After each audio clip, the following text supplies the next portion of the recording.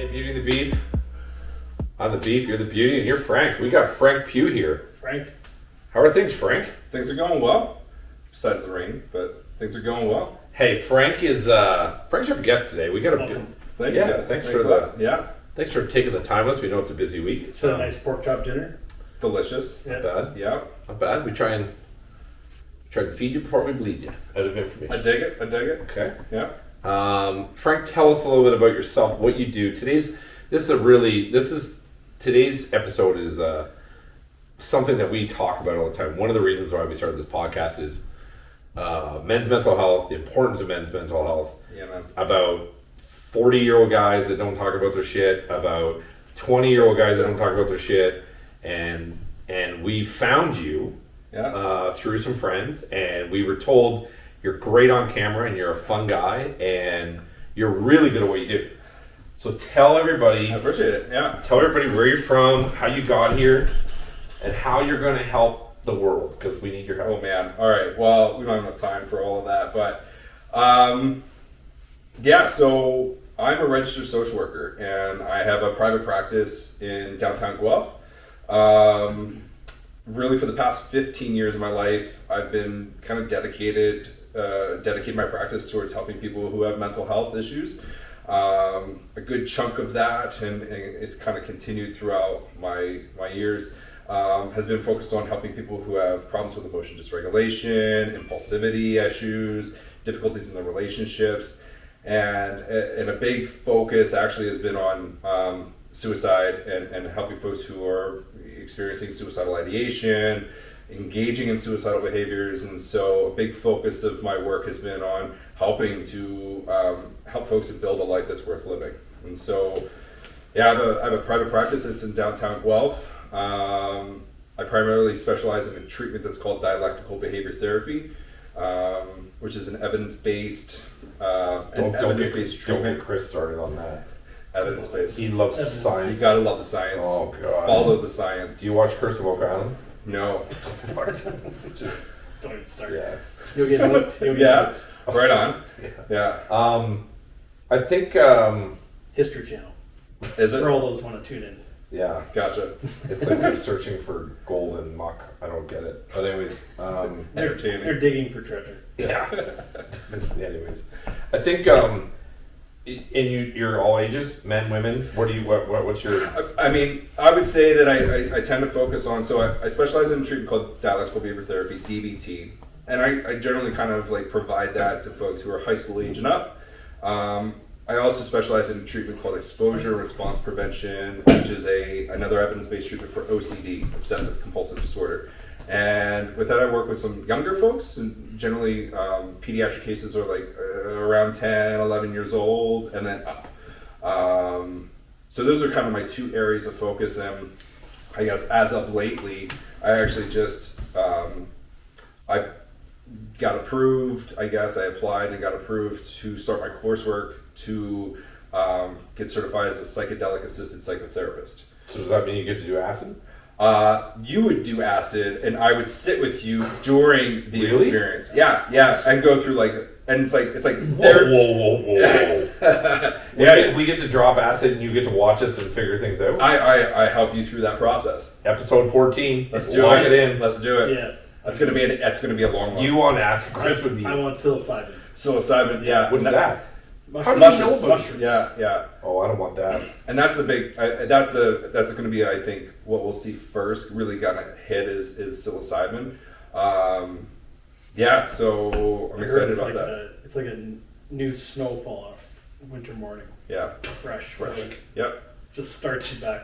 That scrubs all those neurotransmitters. It scrubs. It's called neuroplasticity. It helps with that. It's fantastic shit, and it's like this next wave of therapy. Is this what Todd Shapiro does? I believe so. Yeah. So we got you remember Toddy Tickles? No. He's a Q107 guy, but he's on his own, and he's really interesting Formerly guy. The Edge too, right? Yeah, it was the Edge. Or, yeah, maybe it was the Edge. He's I follow him on Instagram. We're gonna get him on the pod. He does this thing called Red Light. I'll look it up. They're publicly traded in Holland. He's an interesting guy. He's promoting this thing. So I've talked to him a little bit. We're gonna get him on, but that's super interesting. Yeah. Are you worried about the is there experiments, side effects, any of those things concern you? What's the evidence? Oh yeah, here we go.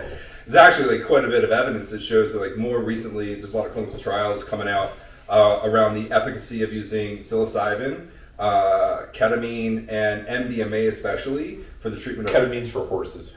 on high high doses, right? Ketamine assisted therapy is more of a low dose one, right? But yeah, there's a lot of evidence showing that it's a highly effective treatment for trauma, PTSD, for treatment resistant depression, and they're looking at the fact that like some of the evidence actually shows it's like curative, meaning that like we are able to abolish symptoms. We're able to help reclassify some of these diagnoses, all within 1 or 2 experiences versus like 16, 20 sessions of like psychotherapy or treatment as usual. So a lot of strong evidence showing that it's like a highly effective treatment. Now we're just having to deal with all of the bureaucratic red tape and the politics that goes around, because it's considered a controlled substance, right? Look how dialed in you are. I love it. Yeah. You were sitting here like you're looking at him like you looked at the girl at the prom. The first time you're like, oh my god, this guy's just talking. It's like the first time I saw a set of boobies. Yeah. Oh yeah, you wouldn't be sitting that still. I think I think it's super interesting. I like that. I did research, so Yeah. I'm interested in the evidence. Shocking. Yeah, it's cool. I think so. Let's start. I want people to understand before we lose them in the chaos. I want them to understand the process. So, I searched out some help. Yeah. Maybe 6 months ago, 8 months ago. Okay. And for me, it was super difficult. I went and saw somebody, and it was fucking awful information. Yeah. Total like. Looking back on it now, it's like you're so fucked up. You got bad information. You know it's bad information. Mm-hmm. You find somebody that you like, and they give you good information. And they start to get you on track. If you're, let's not put it into Ontario. Let's not put it into Canada. Let's just say if you were someone, whether you're in Philadelphia or wherever. Mm-hmm. The first step is understanding you need help, or understanding, or not understanding, but Accepting. Yeah, accepting that there's a problem, accepting that something is going on. Acknowledging. Okay, Yeah. so you acknowledge that you're a little, or you're not fucked up. You just need help. Yeah. And is there a difference between being fucked up and need help? I don't know if there's like I would say like we don't say that we're fucked up, because it's like a very judgmental thing. That we kind of say it's like, if you're going through some problems, you're going through some issues, and you recognize that you need help, or people around you are like, hey, listen, I think you could benefit from some help, some professional help. There's a stigma behind that, though. There is a stigma, and I think especially for men, we follow in this like, we've been socialized that like big boys don't cry, that we got to be strong, that we can't show our emotions, we gotta like suck those up. Yep, totally. Suck it up, buttercup. And that can have a lot of side effects in our life, right? Where we kind of keep quiet, we suppress, we shove shit down, and that keeps us from actually reaching out and getting help. Yeah. Okay, so Al needs help. Yeah. I go online, I Google. Ayahuasca. Yeah, I'm doing that. Trip down to Peru. No, that'd be fun. I just go to like Fresno, California, lay it up. There you go. They serve that with the They do that bar. there. Yeah. The Aaron Rodgers. Yeah, I go to Chico, where he's from, and I just say, give me that Aaron Rodgers dose. You go online and you Google, and you're like, I need a therapist or I need help. Yep. 40-year-old man needs help. Okay. So Google gives you. Wait. Sorry, you're 40? Yeah, it just turned. I'm looking good. 48. It's the same. You've always had a problem counting. So you go to there and you get all these Google ads, and you literally, it says like guaranteed great therapist, and all of a sudden you get all these profiles, right? Yeah. So I'm gonna let me lay it out for you, and then I want you to just explain to people. For sure. So you go on there, and they got like 3 guys that look like me, 1 guy looks like Chris, and 3 smoking hot girls. They're all therapists. That's how it works. Yeah. So you pick the smoking hot therapist, and you call them. You set up an appointment. It's $145, and then you realize that they're not in Guelph. Mm-hmm. They're in some place you can't pronounce. Yep. And then they take a credit card, and that wasn't my case. But my point is like, what is the process of someone finding a credible person like yourself that is like, that's going to not fix you but help you. Yeah. From the get go, whether you have money or whether you don't have money. Yeah. Do you call your community resource center? Do you call your local member of parliament? Do you call your local senator? Do you call your local governor? Mm-hmm. How would you explain to people the process of doing it? Well, I think there's like two different types of care when it comes down to that. One is community care, community mental health, public health. Here in Canada, we have, especially in Ontario, we have the Canadian Mental Health Association, which is community mental health. And so folks who are looking to engage in some services that might be covered through OHIP, right, our health insurance, the Canadian Mental Health Association or community mental health might be a resource to go. OHIP is called the Ontario Health Insurance Plan, yeah. And it is a tax-funded. It's kind of like Medicare in a way, but yep. it's everybody in Canada, everybody in Ontario has universal health care. It's in Canada, sorry. Yep. Everybody in Canada has it. It's paid for through income tax and other taxes. Yeah. But as Canadians, we are all entitled to universal. We're all entitled, and being from the States, we also had community mental health care down there. I think either way, you're still running into the fact that like this is where you're going to hit long wait lists. You're going to get folks who. A lot of long wait lists. Some folks they get into community mental health who are, dare I say this, more green in the field. And so, not as experienced. Yep. Some people have been there for years and not knocking community mental health in that way. But it's going to be a starting point. Yep. You also might not get the level of treatment or services that you require. And so it might be like you meet with somebody once every month. And that might not be enough. So you got community mental health care, then you got private care. And so I fall in the private sector. And that's where you pay out of pocket, or if you have extended healthcare benefits, that would cover it. Through your work. Through your work, yeah. If you have through benefits or insurance. I got a question for you. Yeah. Answer it honestly. Mm. Is the care better private opposed to public? On average? I think... On average. And don't, listen, if you're good, you're good. Just accept you're good and tell us. I think... Are they very different? You get what you I think it's different. You're going to get what you I think you can get what you pay for. You can get excellent clinicians who work in community mental health, who know their shit, who've been practicing for years, who have all the trainings, all the experience, all the expertise. You get somebody who also could be fresh out of university and getting their graduate degree, like in social work or something, and they're like, yeah, you know what, I'm going to start a private practice. They don't have a lot of experience, but you know what, we're going to start a private practice, because you got to start somewhere. But then you're going to come into, somebody might not be competent. I'm laughing. It's all. Yeah. I got the fucking incompetent. First time I got the fucking, you should do this, and then it like backfired. Yeah. Like, put yourself online, put yourself out there. Dumpster fire. Wait, yeah. You're still doing that? No, it was bad before. It was like an ayahuasca movie gone bad. So I stopped doing that. So I think if you're gonna look for that, I mean, a couple of front doors to do that is you can go to your family doctor, right? Family doctor might know they might be part, like here in Canada, part of a family health team. So they have social workers, they have therapists that are part of their healthcare team. They might also be able to refer you to any other clinicians or therapists in the community that they know of. So your family doctor is a great place to start. If you're going to the internet, knowing some sites to research and look through is really beneficial. So Google's great, but Google, your first ad is going to be BetterHelp. And I don't want to speak for every therapist, but there's a big qualm that we have against BetterHelp because they're offering cheap services, right? And it's a technology company that sells your healthcare information. And so I don't want to go too far out because I don't know if we're going to ding for that. Yeah, we're going to get fucking too. Sure. But it's like you got to be careful about that. So like there's a program. There's a. I think what you're saying is go to CMHC. CMHA. Yeah. You don't need to buy ours. Yeah. CMHA, and like utilize the resources within the government or utilize the resources in your community. You could totally do that. There's a great website. Psychology Today is a good place to go. Okay. A lot of clinicians who work in private practice pay Psychology Today to have a profile on that site. That's a site that's been vetted. You have to provide all your credentials. You have to get kind of you have to apply to get onto the site. And so, at least folks that are on there are gonna. Do they take anybody?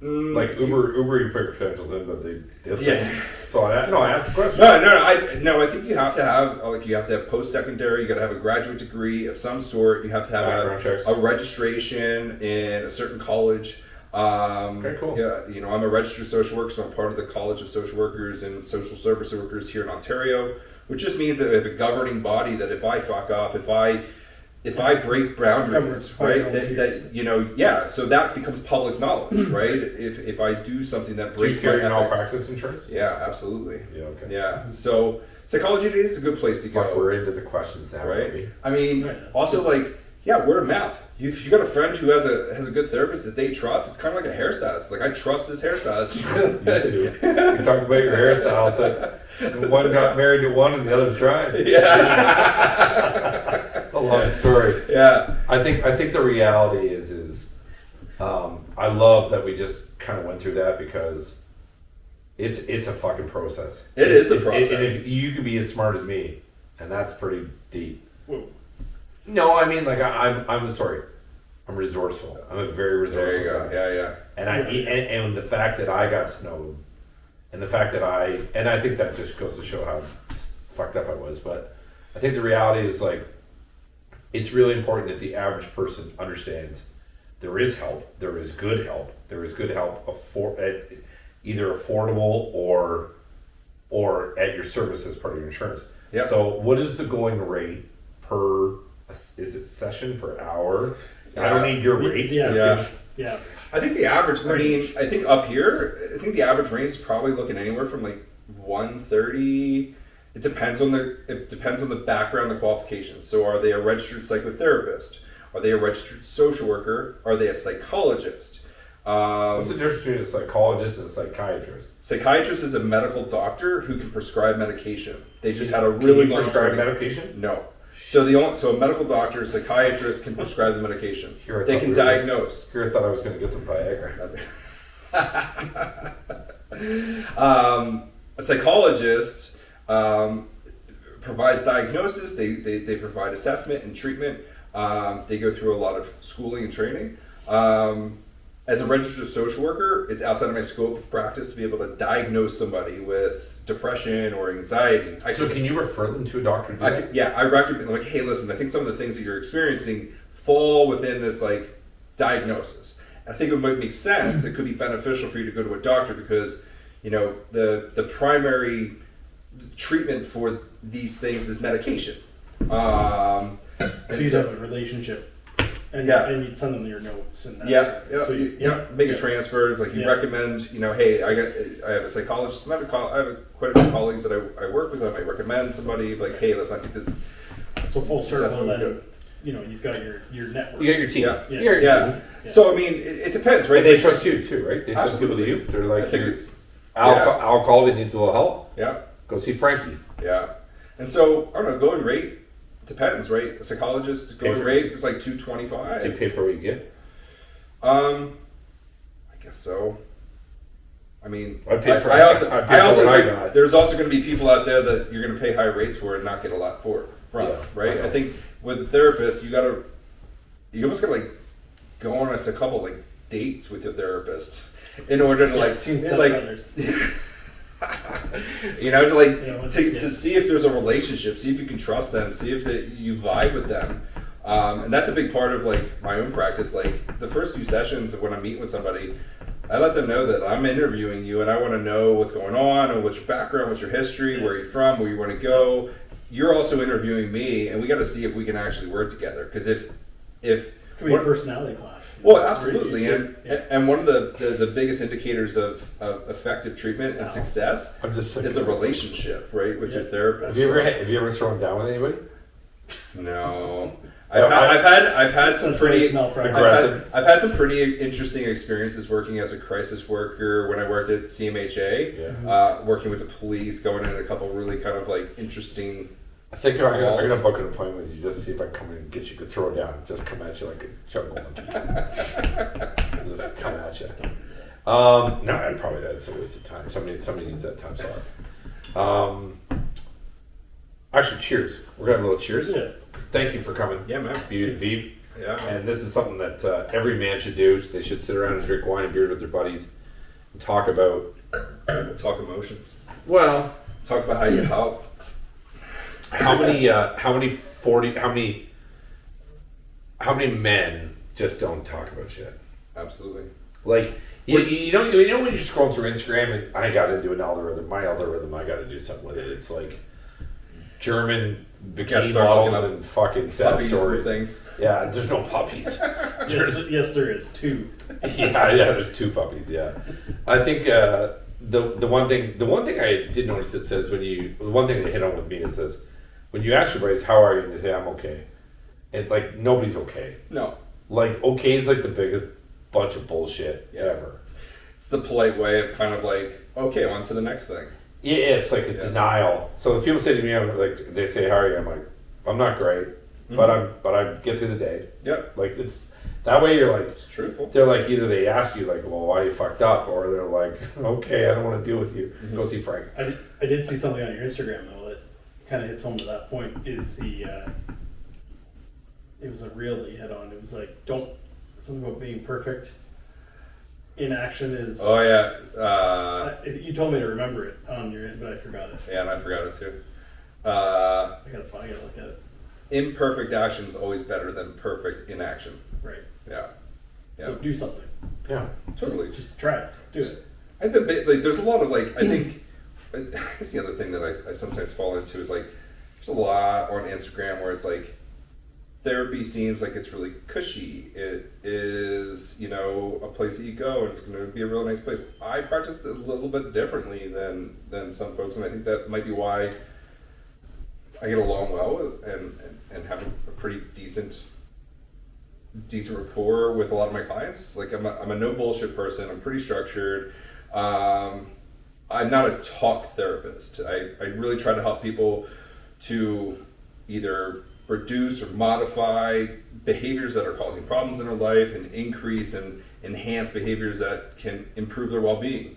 And so I think sometimes there's also this stigma around what does therapy look like and what is therapy. And so, I think I just practice a little bit differently than some other people though. That's good. You're hip. Hip. Yep. Absolutely. Except for those socks. Yeah, I know. I think it's tough for people to figure out how to get on track and do what they're doing. And come on. Full transparency, we're watching the Toronto Maple Leafs playoff game. So it's in the background. Yeah. The only reason why the TV's on is because it keeps the lights going because the Leafs are plugged. Anyways, that's a good excuse. Correlation. I got some questions around correlation. So I have a terrible sleep habits. Okay. I don't sleep. I haven't slept for months. I refuse to take like a Valium or like I'm not taking pills. Yeah. Okay. If I'm taking pills, I'm gonna have you evaluate me after our acid trip or whatever that is. Like I got questions around sleep habits, diet. Yeah. How many hours a day you should sleep? What should you be eating? Should you be following canned food guidelines? What are your thoughts on that type of stuff? I very much think that sometimes the best way to take care of our mind is to take care of our body. And so, getting a healthy dose of sleep, eating a balanced diet, we know how we feel when we put food that makes us feel good, how we feel about that. We know what that food is. We know what the food is that makes us feel like shit. We know what it feels like when we don't sleep. We know what it feels like when we have too much to drink or when we use a substance, right? And so really try to pay attention to some of those things, especially sleep. I heard somewhere that like sleep is the number one most performance enhancing substance, right? Or the most performance enhancing habit is getting proper sleep. And I think that we're all perpetually going through like insomnia and sleep disturbances because we have phones and screens, we have a busy lifestyle, we have we have work phones that we can get emails at 10 o'clock at night because our boss was taking a shit thinking about the thing that we have to do the next day, and then he fires off an email. He's like, don't reply to it, and you're like, yeah, I just got this message, but I feel like I have to do it, right? You're not It's just replying to it, you're replying to it in your head. in your head, yeah, absolutely. So I think we're always plugged in, we're always connected, and that's gonna like it messes with our sleep. And we see this a lot in our youth and our adolescents, who are very glued to their phones. So No, we have someone send us a question from. Okay. Yeah. Right So on. keep going. So in general, diet we're talking men here. Yeah. Right now. This is a great question for Chris. Because Chris fucking eats everything in sight at every meal, and when he's not eating, he's driving somewhere, and when he gets there, he has to pull over and eat. It's disgusting. He's got worms. I literally cook meals, and I was like, oh, come over, we have a little business chat, and we talk about what we're doing with the pod stuff. Yeah. And I cook for 4, and I eat, because I watch what I eat now, because Yeah. I've lost weight, and I'm on the guidelines. And I also watch what he eats. What he doesn't eat. But but you're much more like you're soccer, hockey. Like I'm running down the street and I'm getting a coffee at 6 o'clock in the morning. You're running around chasing people, slashing people.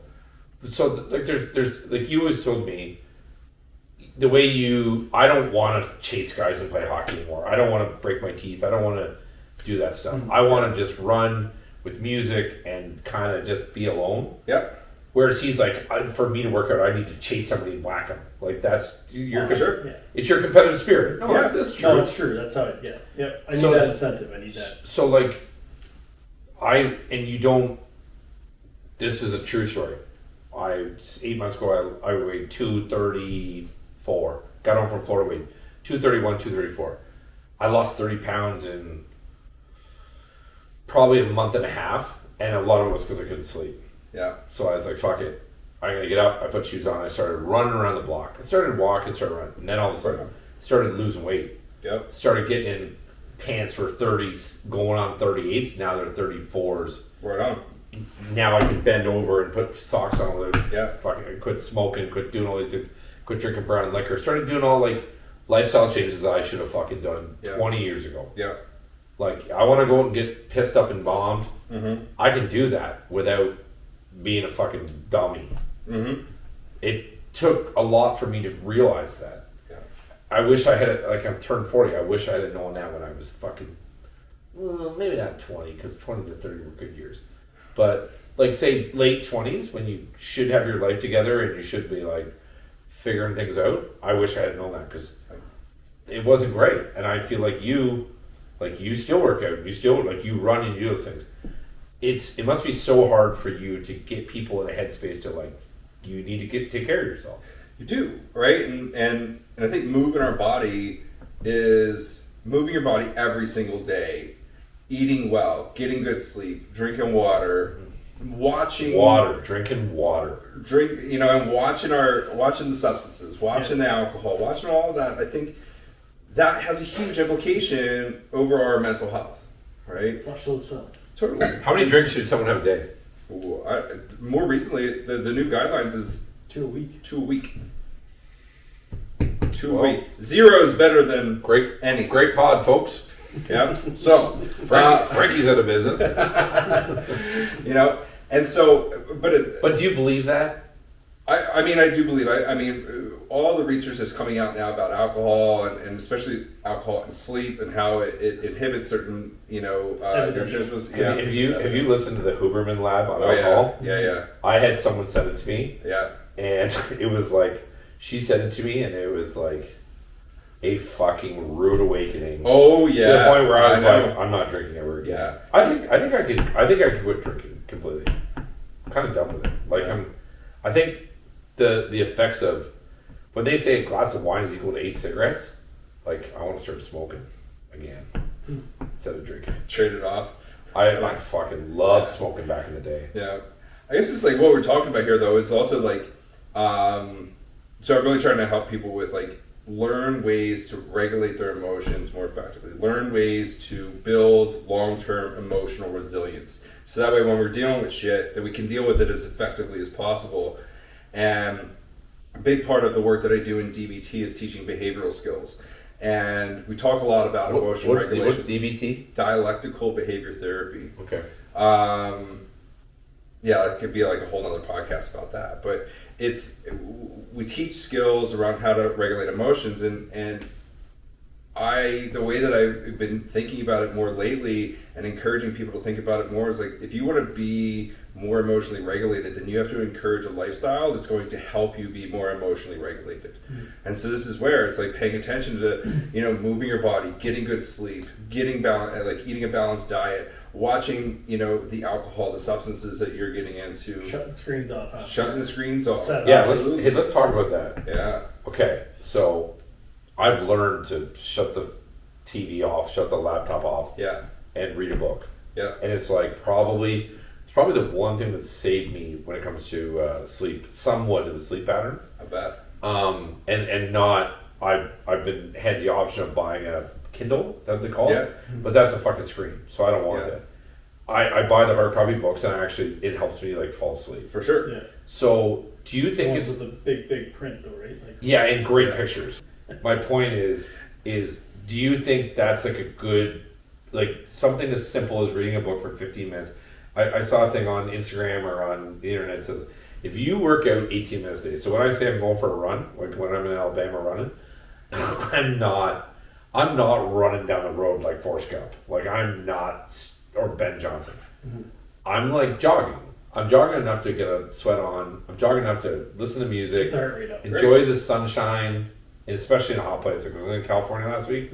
I ran all the time, and I get up and I do it. That's amazing. Yeah, and it's 18 minutes a day. So I literally put in my phone 18 minutes a day. I have an alarm on my phone every single day. It's at 6:30 in the morning. It says 18 minutes a day. And no matter what I'm doing at 6:30 in the morning, I stop what I'm doing. I go put shorts on and shoes, and I either walk for 18 minutes a day or I run for 18 minutes a day. Awesome. And there's a reason why. I don't remember. I think it's like 100 hours a year or 1,000 hours a year, but there's a reason between, I'll look it up. So there's correlation to it. And that to me is like, it's 18 minutes more than I did yesterday. Absolutely. Yeah. That's the only way I look at it. There's something to like just looking into the sky, like even like our instinctive of just being outside, I think is healthy too. It's the sweat. It's actually like, even if I jump on a bike and the Peloton fucking kills me. And I don't need to go that hard. I feel like just a quick 18 minutes a day is like perfect. Yeah. Well, it's like a good rigorous activity. It shifts our nervous system, right? When we get really anxious, when we get really overwhelmed, our sympathetic nervous system kicks up really high. And exercise also kicks up our nervous system. But when we put in a good workout, we break our sweat, we get our heartbeat moving, there's that kind of calm down afterwards, and that's the parasympathetic nervous system kicking on, and that allows the body to calm down, right? The sympathetic nervous system, you've probably heard of, like, this is our fight-flight response. Yeah. That's when we're in, like, stressed out, always, like, on edge. Yeah, absolutely. And so when you rest, digest, eat a big turkey dinner, big, like, spaghetti dinner, right, and you feel that, I just want to, like, hit the couch, that's your parasympathetic nervous system kind of kicking in, and that's also what happens after we work out. That's it. You're Did you say fat and sassy? Yeah, you don't even come out of the cave to find food anymore. Yeah. It's own. I also heard something that if you wake up when you go to bed, your body's still burning fat. So when you wake up in the morning, that's the one. This is how I lost all the weight. When you wake up in the morning, it's the one time of the day where you have, like, your fat reserves have been eaten a little bit. So if you wake up in the morning and start running, you're burning reserves, and I shed a pile of weight, and I started. And you fast a bit then. Yeah. You don't eat. Yeah. Well, and the other thing is, I do not eat after 7 o'clock at night anymore. No excuses. I don't eat pizza. I don't eat potatoes. I don't eat that shit. Yeah. And the other thing I do is I reluctantly drink water. Right on. I fucking hate water. If you look on the top of that fridge, look how many things of Mios and shit there are up there. I have to make that stuff taste good. Yeah. Because I hate it. Yeah. But I've also kind of got to like it. Yeah. It's kind of weird. Yeah, water is just so good for your business. 2-0 Panthers, motherfuckers. Is there a food, I was going to ask, is there a food that you would generally stay away from to help with anxiety, mental health in general? Is there like carb-based foods or I think our body really craves more of those carb-dense, refined sugars when we're feeling when cortisol is really firing through our bodies. That's a stress hormone, right? And so I mean, So when you're stressed, you tend to eat. you more. tend to want more of the chips. You want more of the totally. Yeah. I guess the thing is like I know, I love a Big Mac. Love a Big Mac and fries. I'm set. Amen. I am set with that. Fuck you, disgusting. yeah. You'd order like. But it's like, how do you feel after, right? You're Like, like, I you know, want another it's- one. yeah. It's just like, but then, oh man. So 2 it's like, hours later. I think I'll about take it, 10 right? Like it nuggets, really too. hits it, right? Like you feel it in your body, and so I think it's like just knowing what foods make you feel more energized, right? What foods make you feel better, and then. Oh yeah! There we go. Nice, baby. Very nice. 2-1. Olivskis. This is so good that we had. Anyways, Yeah, it's like you can take care of yourself. Yes. totally, No, that's Enjoying a sporting event is also healthy. absolutely. So let's talk about that. So we're sports guys. Yeah. Clearly, I'm going to the game on Thursday. Nice. Pro athlete. Reject. No, don't you say it. So, I think there's something to be said for. It's great to have passion in music. It's great to have passion in sports. Like the psychological side of being invested in something. I had a moment today where my daughter's doing something that I am like fucking so proud of. Like she's in a. I'll tell the story. Yeah. She's in a. Her mom called today. They were driving to the movies, and she's going to. She's like, Dad, I'm gonna be in a. There's a talent show at school. She's in grade 1, and she's like, Dad, I signed up for the talent show, and I'm gonna dance all by myself on the stage in front of the school. It's amazing. And I'm like, it's my fucking girl. I'm so. And I was like, can parents come? And she's like, no, Dad, it's just for the students. And I was like, what are we doing? And she's like, I'm dancing to Colors in the Wind by Pocahontas. And I'm sitting there as a dad. I'm like, I'm so proud of her because she's an only child. She plays herself. She sings, she dances, she's into all this stuff.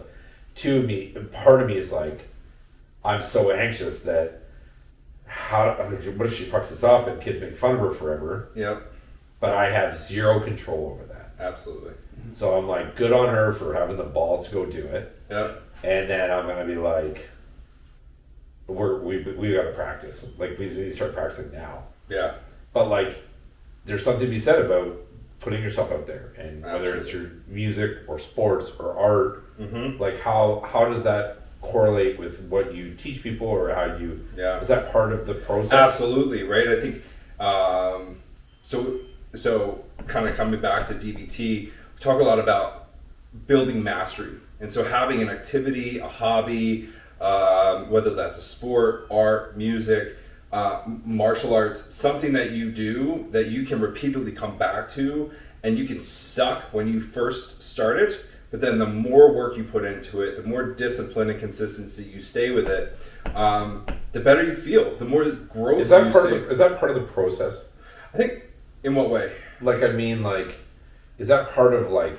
I feel like the way I didn't have a lot of structure. Mm-hmm. Like, I feel like karate is very structured. Yeah. I feel like being at dance at 6 o'clock on Tuesday night is very structured. Like, I feel Absolutely. like children are so structured when it comes to hockey and Sports. Yeah. Organized. or music. It's like, it's Tuesday night, you need to go to dance. Yeah. And I'm like, Yeah. I like that. I almost feel like kids are so much more structured than adults because it's like, well, it's Wednesday, I'm going to drink 20 beers in the garage because the kids are off tonight. And like, parents need structure. I need structure. When I started Absolutely. running every day, 6:30 Yep. every day, Yep. my structure. I've become a lot better person and a lot healthier with structure. Yep. And discipline. keeping discipline. Discipline, Yeah, yeah. discipline's a big one, right? Like you can set a goal, but it's having the discipline to keep up with it, and keep up with those habits. That's the challenging part, right? And it feels good when we keep up with that habit. It feels good when you get in this positive reinforcement loop, when you start to see some of the gains that you're making from going for a run, even 18 minutes, like you doing that over a month, it all accumulates. I had pizza twice this month. Yeah. I know. Thank you. Yeah. Yeah, I know, blew up like a balloon. No, but I also I was hard against pizza. I was like, pizza's cheese and bread and shit. Like, it's the one thing you should not eat. And I was like, It's got all the food groups. It does times 5. But But I've also come to terms with like,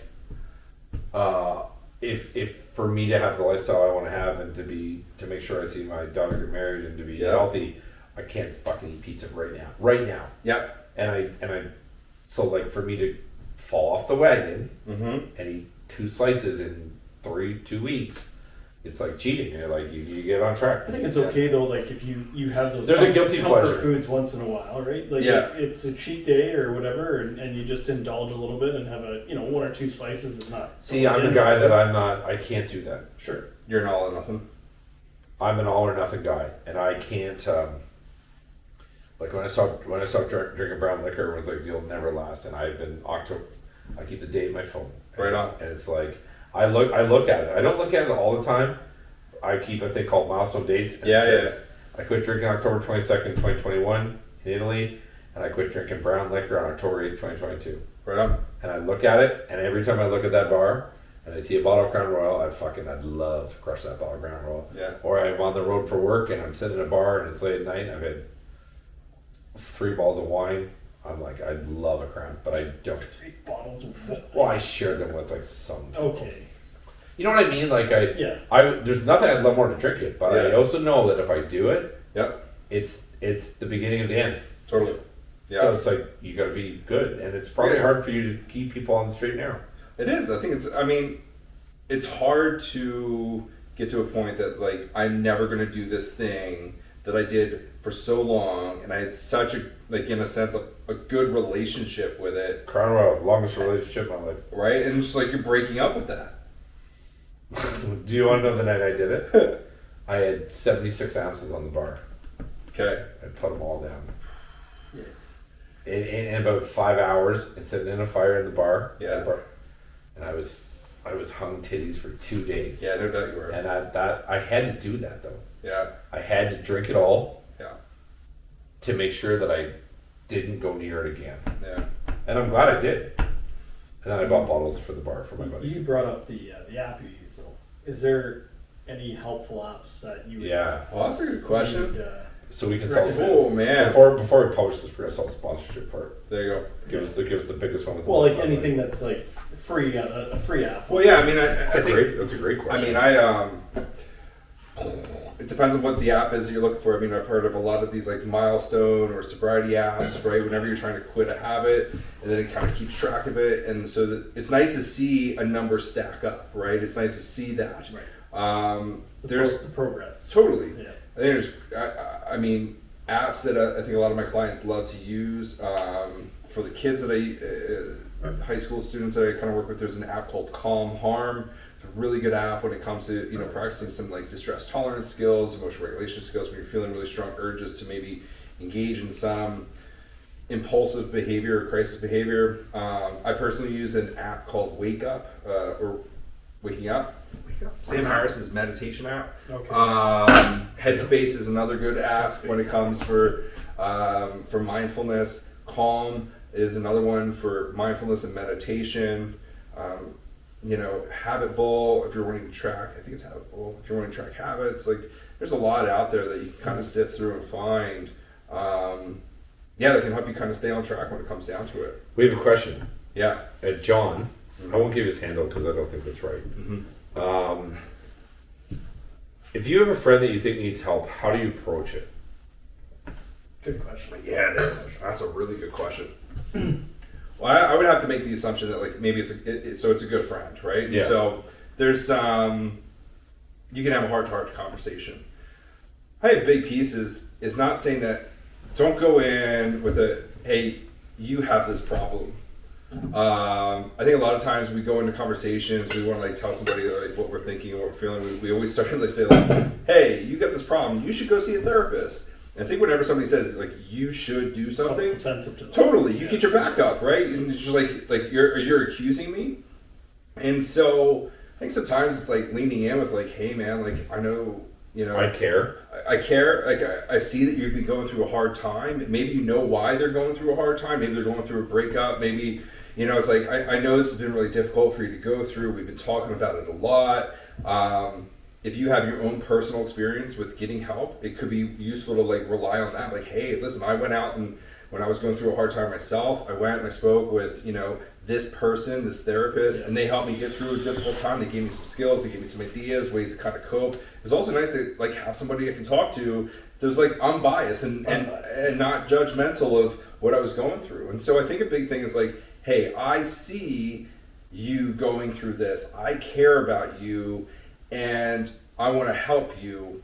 And also there's some limitations to what I can do to help. And I think that it could be beneficial to maybe talk to somebody who might have a little bit more expertise in this area, right? Or somebody who just like sit and listen to you for a period of time and give you some helpful advice. Have you ever had an instance where like a friend has come with someone for the first time to sit there with them? Absolutely. Like a Like kind of like that, yeah. Absolutely. Like group sessions, obviously, but like joining them to like you can say to your friend, I'll go with you. Yeah, absolutely. Yeah. I'll walk through the process. Let's go. We'll sit in the waiting room, and I mean, if the therapist is cool with me coming in, I'll come in. Or basically, I'll walk you to the door. I'll walk the journey with you. And I think sometimes there's nothing more validating than somebody being like, you know what, man, I see you're going through some shit.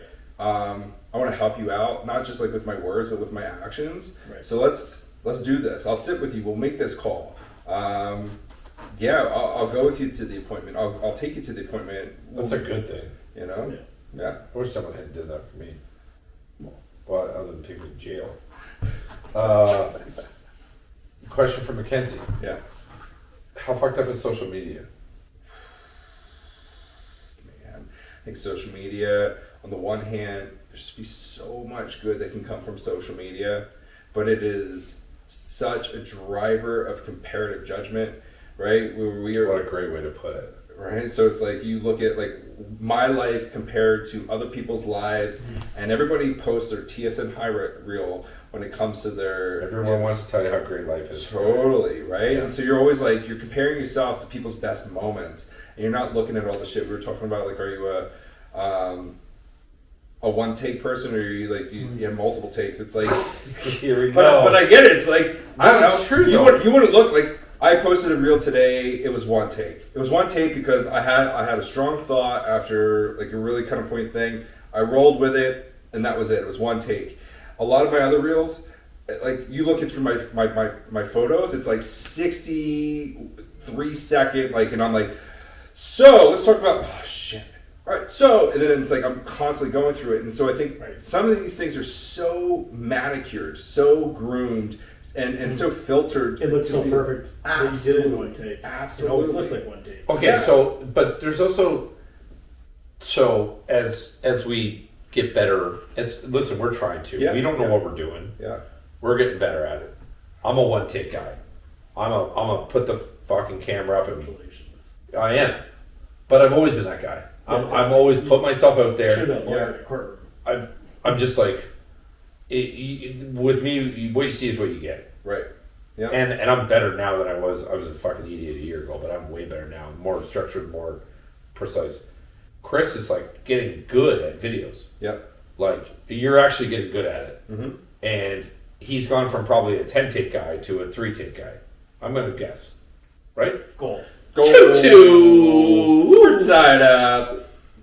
Bunting? Okay. Who scored? Bunting? I was a Bunting. Oh, look at that rat. He's a one take guy. Oh, he's a rat. My point is that Chris has gone, and there's a confidence level with that. Absolutely. Chris has gone from a 10 take guy to a 3 take guy. Yeah. I think it's in my nature to be more measured too. Yeah. Like I am just more measured. I overthink things. You know, yeah. So you're like, oh my god, I gotta look cute. Oh yeah, all those things. Yeah. Whereas I'm you like, give me the title of the beauty. I have to do something. You know, but that's the thing. The persona. But that's the persona. Ryan Caro said I was the beauty, and you were the cake. Well, we haven't had her on again. So. Yeah. Wow. My point is that I think as we evolve in our process, and I'm sure when you started, were you a 5 take guy? Now you're a one or 2 take guy. Yeah. I mean, I think there's a growing calculated. It's something business that grows with it, right? Where you start to understand the algorithm in social media more. Where you don't even understand. So you start to put in the work for that. I guess it just there's a lot of research that shows us how bad social media is for us and for our mental health.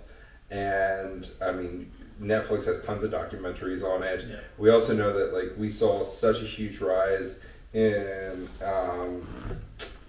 mental health issues when it came to social media, like especially with the smartphone 2007, and then with the rise of social media throughout that, such an impact on mental health, especially women's and young females' mental health. Yeah. Let's talk about young females for a second. Okay. I want to go there because we have daughters. I got a daughter. Yeah. Okay, so good looking dad's club right here. Yeah. There you go. I'm the president. These are my secretary and treasurer, administrative assistant. What? Let me handle the money. How dangerous is social media around young girls, and how would you, as a dad, because I don't get any advice on this, because I don't like. She told me she wants a cell phone. She's fucking 6. Yeah. At what age do you let them have a cell phone? At what age do you let them have an Instagram account? How do you structure that from a professional? Oh man. Well, I mean, everybody's gonna do what their family feels comfortable with. I'm of the mind that like my kid's not gonna have a cell phone for a long time, at least until high school. Yeah. And To keep the shit away from them? yeah. I mean, the school that my kids go to is also very like adverse to technology and using technology, and so they do it old school. I mean, they're still learning how to like write cursive writing, Well, you know. So it's like, yeah. but It's a lot of stuff. and so I'm not going to be putting a cell phone in my kids' hands for as long as I can possibly hold off. And if I do, there's no TikTok, there's no Snapchat, there's no Instagram. I think it's not even so much the phone; it is the social media, it's the apps. Can you? So you're okay with your kid having a cell phone? Yeah. But not the apps. Not the social media apps. I'll tell you what I did, or Do. what I've done, and my daughter's mom. Mm-hmm. We she didn't get a cell phone until she needed it for babysitting. Right? That makes sense. That makes sense. Safety, right? Yeah. But before that, she had an iPod Mm-hmm. and was able to, with Wi-Fi, message her relatives, and no Snapchat, nothing like that, Yeah. because there's just bad people out there. Right? There is. Just Absolutely. bad people. So that kind of saved, that kind of led her down it and taught her how to use it responsibly. Absolutely. And then just having that kind of a little bit of fear is okay. I think, to know that, listen, I know you're gonna let me look at your cell phone at any time. Yep. Like if I want to take a look at it or I want to use it, whatever. Mm-hmm. It's not you're not hiding it from me. And if you are and you need to, then there's a problem. Yep. I think it's just that kind of, I think it's actually detrimental to a young boy or girl. Yeah. We kind of have a deal that she needs a phone when she gets to the point where she's where her mom's picking her up or when dad's picking her up or all those things. Yeah. I love the whole fuck, I can't work Snapchat. I don't want to work Snapchat. I have enough problems. I should be allowed on Instagram. Yeah. But I do it. I try and the reason why we do what we do on Instagram is I try and make it fun. Yeah. Like, I have no problem. I think part of my progress is putting myself out there on Instagram on Beauty and the Beef and being fun and being like, Chris is like the structured dad, Mm-hmm. and I'm the son that's a pain in the ass that he can't keep his hands on. Keep my hands off of. Well, yeah. Is that what you're gonna say? Well, you can't. You're gonna try to beat me. I know what you're gonna do. Yeah. My point is that we have we talk about it. We have like a Ken Spenny thing where structured, scientific, geographic. That's the guy. Me, I could be anywhere at any time, showing people what I'm doing. Could be with anybody in the world. Could be with the prime minister. Could be, and that's part of our persona. Totally. And is it an act? It's our lives. Yeah. It's what we are. Yeah. Chris is the structured one in us. There's no two ways about it. I actually think being around Chris has made me more structured in a lot of ways. Right. And that's what friends do. Totally. It's like, Al, you can't say that. Mm-hmm. And I'm like, Which Chris. you did. So let's talk about it. But I'm also like Chris. Why? But I'm also like Chris. You need to be more open. Yeah. You need to be like more of a. Don't be such a stiff board. Absolutely. Yeah. And you're better. Yeah. You still suck, but you're better.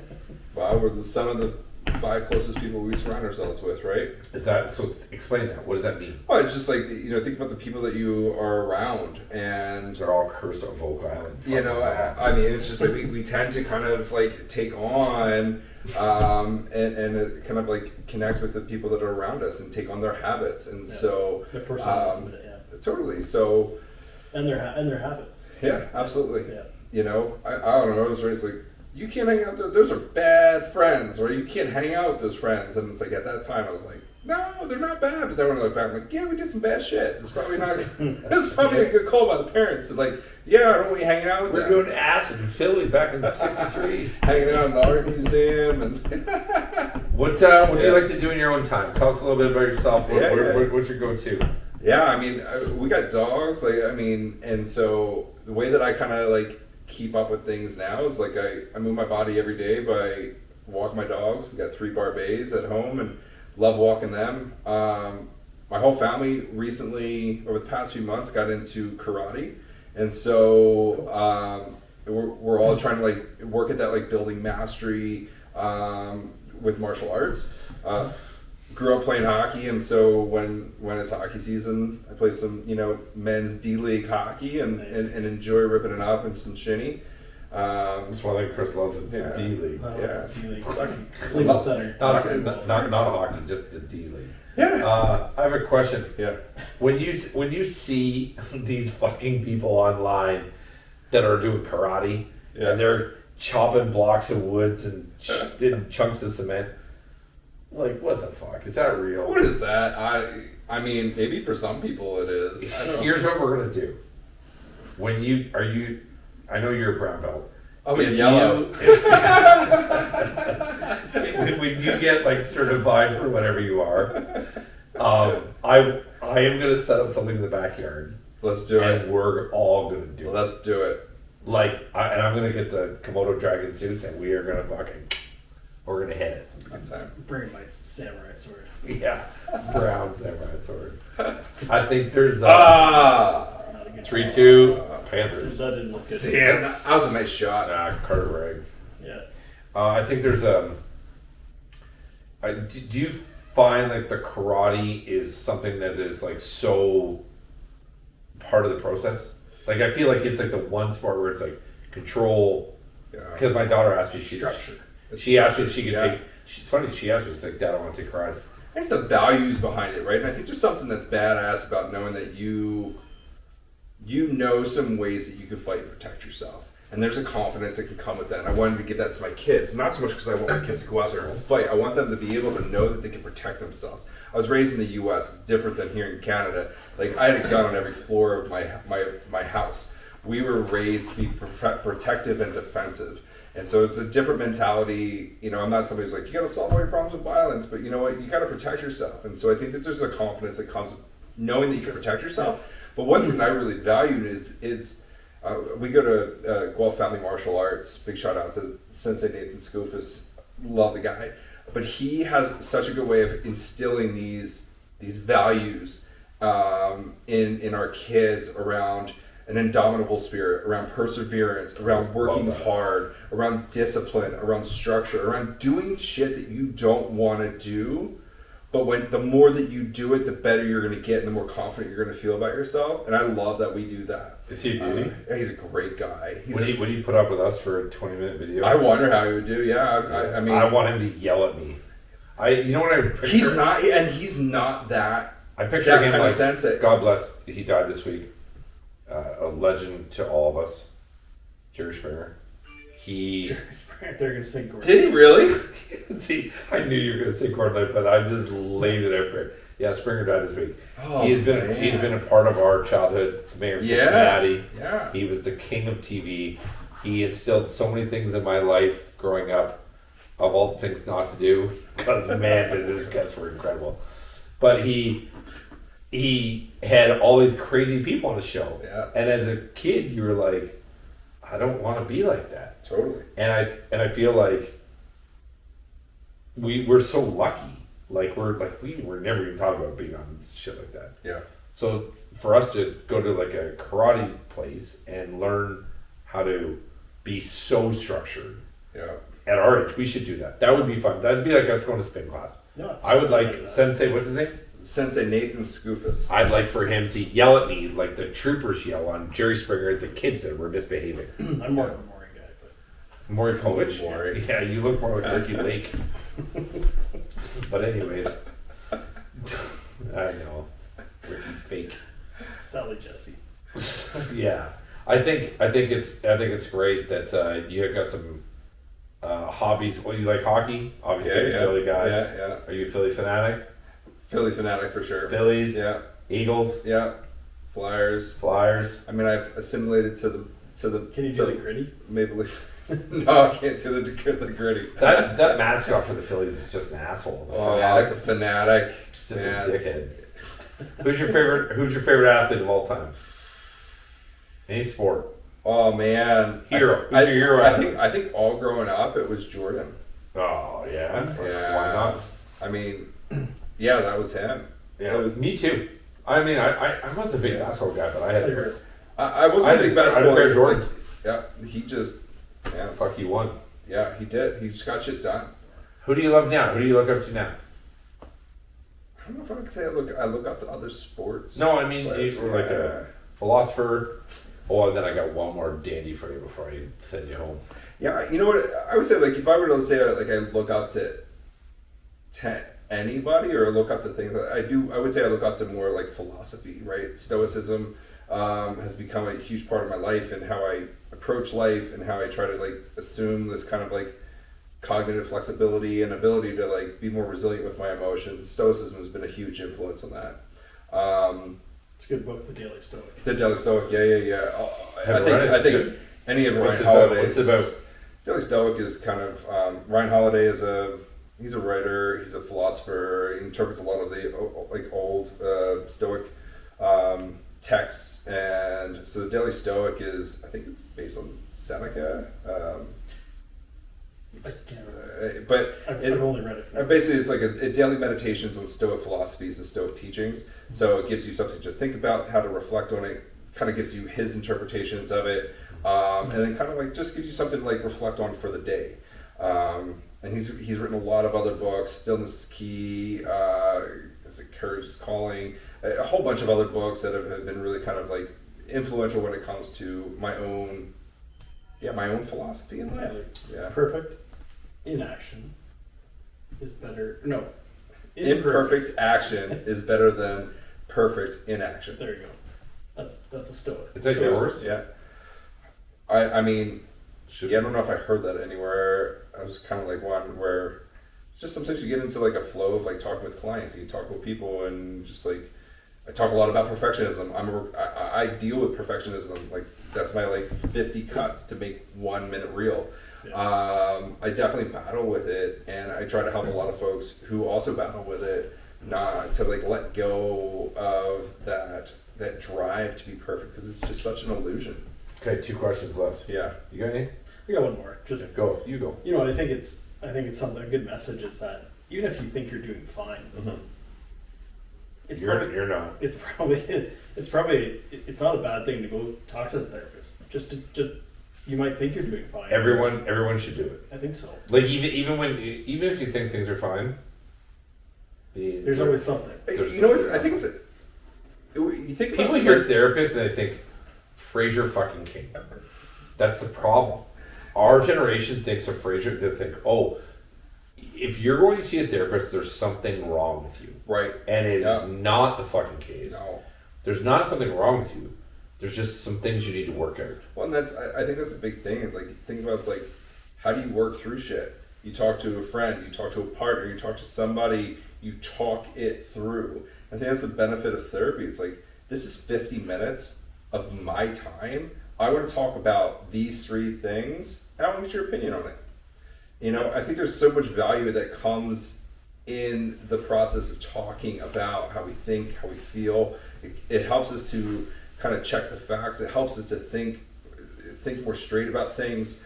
And it can be incredibly validating when, especially if we're having a difficult time finding the validation in our, outside in our life.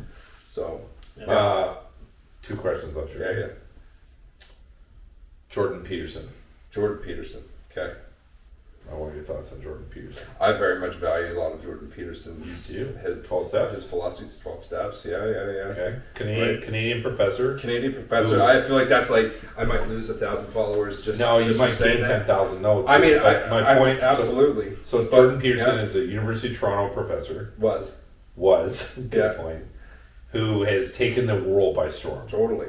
And he talks about getting your house in order and doing certain things and being very structured to the point where he's become very critical of the left.